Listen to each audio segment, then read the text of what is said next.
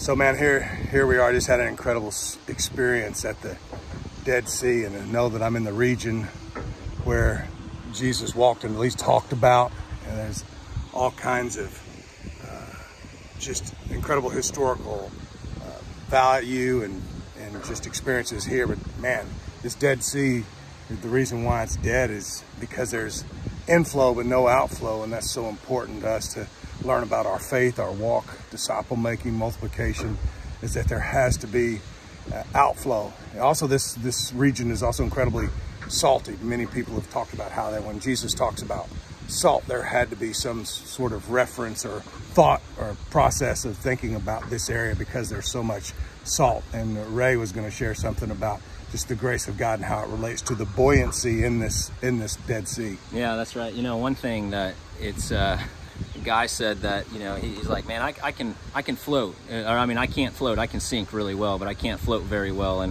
And we were just reminded that when you go in the Dead Sea, you know, you can try as hard as you can, but you can't sink. And you know, that is the Christian life. It's this it's like the salt is compared to the grace of God, and we're swimming in it, and no matter how hard we try, our flesh wants to just fight against the grain and just kind of sink ourselves, but we cannot do it. And the grace of God just keeps us uplifted, our head above water, and no matter how big, no matter what we've done in our past or anything like that. And so a lot of the Christian life is just to sit and rest in that grace, and to just be above water, and to let God's grace do his thing, and for us to just trust him, trust the process. And so I guess my question to you guys, well, how does that affect movement? How does that help us as we think about multiplying churches, making disciples, multiplying disciples?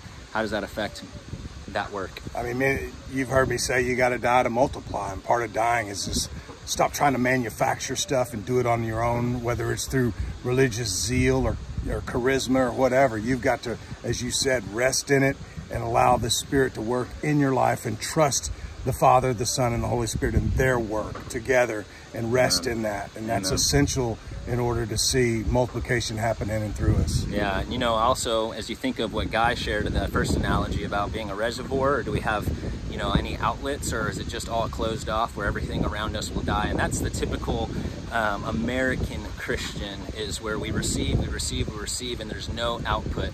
And because of that, it just seems that the world around us, our spiritual life, our vibrancy, our worship, just seems less than what it could be.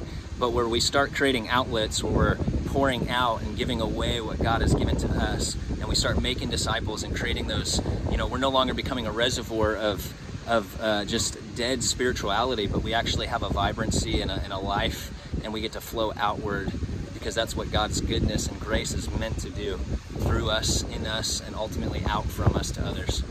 That's so good. Just always remember, guys, man, that it starts with you and me trusting him and surrendering to him. Movement must begin with me, overflow to my family, from micro to macro, from the smallest relationships to multiplying relationships, man. God bless y'all.